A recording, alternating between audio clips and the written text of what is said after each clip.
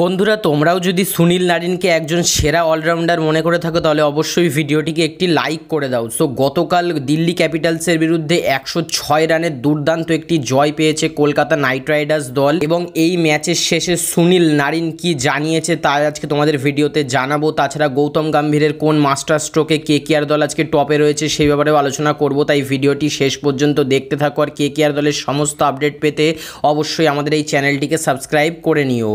So গতকাল প্রথমে bat করতে নেমে কিন্তু 272 রানের কিন্তু একটা ব্যাটিং তাণ্ডব চালায় কিন্তু কেকেআর দল, যেখানে সুনীল নারিন 85 রানের ঝোড়ো একটা ইনিংস খেলেছে, যেখানে তার ইনিংসে 7টা 6 এবং 7টা 4 ছিল।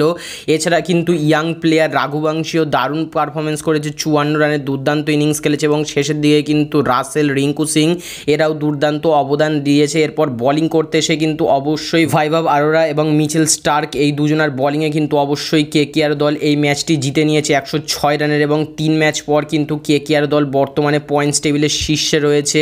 আর এই ম্যাচ শেষের পর সুনীল নারিন জানিয়েছে যে খুবই ভালো লাগছে দলের জয়ে বড় অবদান রাখতে পেরে এবং এই পারফরমেন্সই ধরে রাখার চেষ্টা করব। এবং আমরা সকলেই জানি যে সুনীল নারিনের এই পারফরমেন্সের পিছনে কিন্তু অবশ্যই গৌতম গম্ভীরের একটা বিরাট বড় রোল রয়েছে।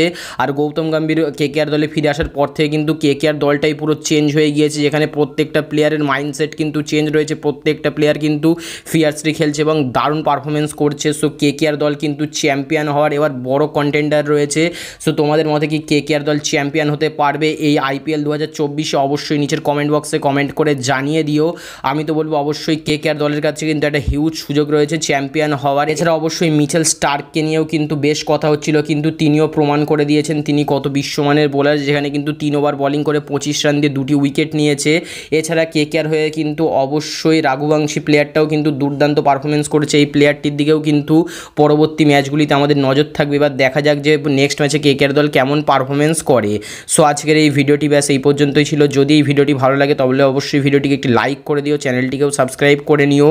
আইপিএল সহ কেকেআর দলের সমস্ত আপডেট কিন্তু সবার আগে তোমরা এই চ্যানেলেই পেয়ে যাবে। সো আজকের এই ভিডিওটি দেখবার জন্য তোমাদের সবাইকে অসংখ্য ধন্যবাদ। Thanks for watching. Bye bye guys, by.